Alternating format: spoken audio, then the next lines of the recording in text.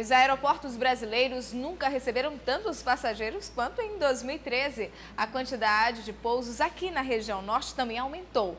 Vamos a Brasília saber os detalhes com o Wellington Lopes. Boa noite, Wellington.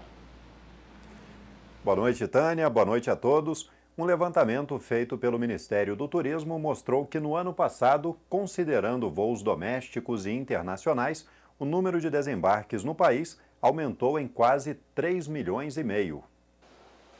No ano passado, 89 milhões de pessoas desembarcaram em voos domésticos aqui no Brasil. Número recorde de passageiros no período de um ano. Só na região norte foram cerca de 5 milhões e 200 mil. O Amazonas e o Pará foram os destinos mais procurados. O país também registrou crescimento no número de turistas estrangeiros. Foram mais de 9 milhões de desembarques internacionais. O norte foi responsável por pouco mais de 1% desses voos, com cerca de 130 mil passageiros pousando na região. Segundo o Ministério do Turismo, o aumento dos desembarques foi impulsionado em parte pelo crescimento do poder de compra da classe C, aliado à maior facilidade de financiamento dos bilhetes aéreos e ao aperfeiçoamento dos programas de milhagem. De acordo com o Plano Nacional de Turismo 2013 a 2016, a meta é firmar o país como a terceira economia turística do mundo até 2022, o que deve ser facilitado com a realização da Copa do Mundo e das Olimpíadas no país.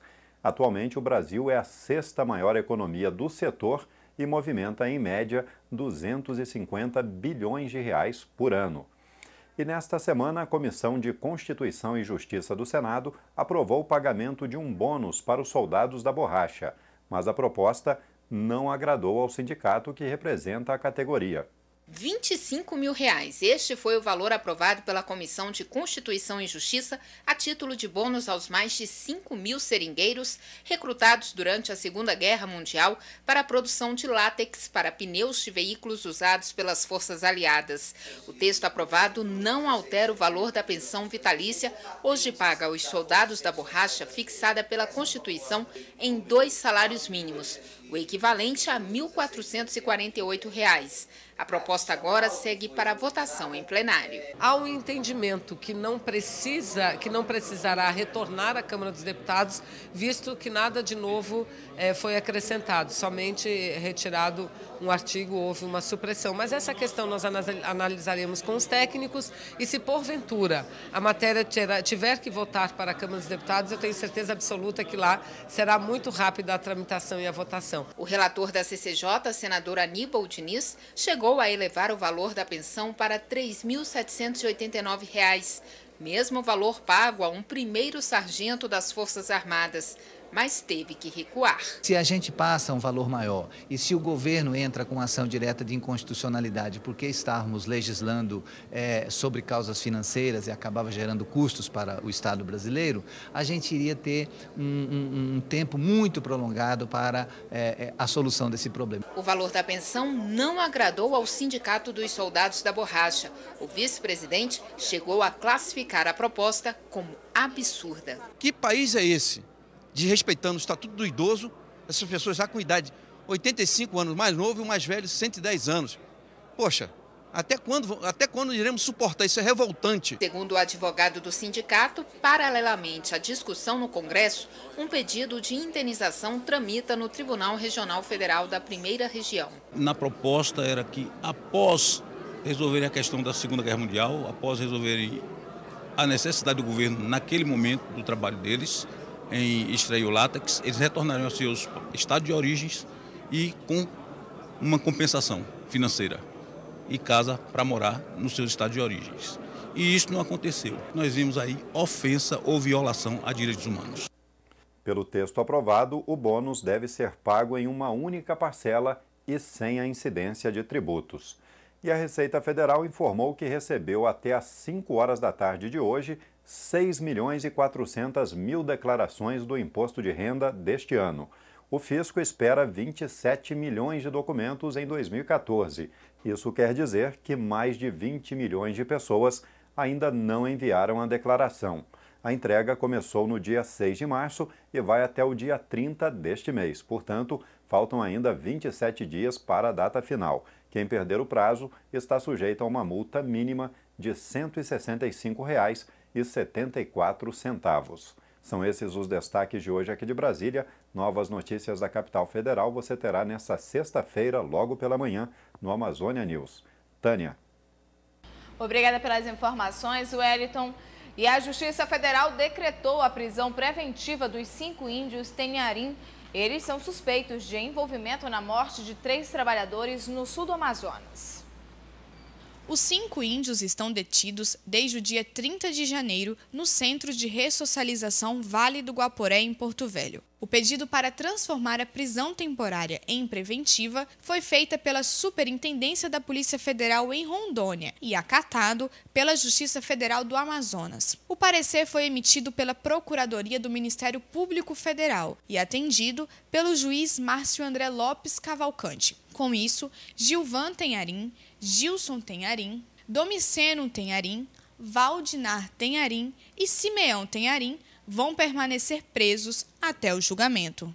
No dia 27 de fevereiro, os índios tiveram a prisão temporária prorrogada por mais 30 dias, prazo máximo que poderia durar este regime de reclusão. Os líderes indígenas são suspeitos de participar do homicídio de 3 homens na rodovia Transamazônica, quilômetro 180, no sul do Amazonas.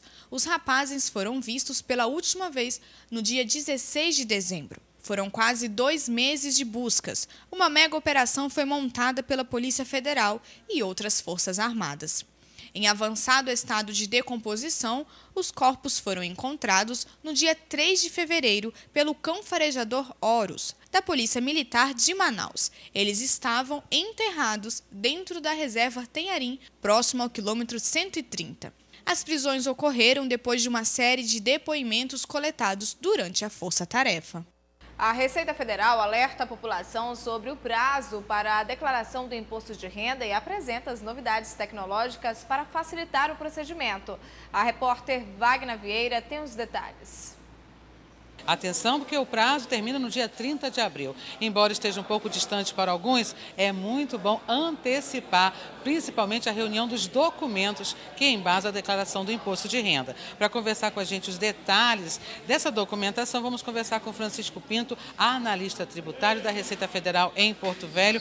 Francisco, quais as novidades da declaração do imposto de renda? A primeira novidade é que a tabela sofreu um incremento de 4,5%. Assim, este ano estão obrigados a declarar quem teve rendimentos tributáveis superiores a R$ 25.661,70. Na área tecnológica, o grande impacto é exatamente quanto ao uso do programa. Está bem mais fácil, bem mais amigável. Mas a novidade mais impactante é através do programa para tablet e smartphone. Quem tem tablet e smartphone conectado à internet pode elaborar a sua declaração do escritório, na rua, na fila do banco, do médico e assim por diante. E esse programa é o único. Enquanto o PGD precisa de 2 programas, um para elaborar a declaração e outro para transmitir, no caso dos equipamentos móveis, smartphone e tablet, ele pode elaborar e transmitir a declaração e arquivar através de um único programa. Francisco, fala para a gente quais são as fontes de informação da Receita para que o contribuinte possa tirar suas dúvidas. Primeiro, o contribuinte tem à disposição dele um verdadeiro manual dentro do programa gerador da declaração. É só aplicar na tecla Ajuda ou F1 no seu computador. Depois disso, ele tem também um pergunta e resposta com as maiores dúvidas no site da Receita Federal, no chamado Perguntão, em PDF.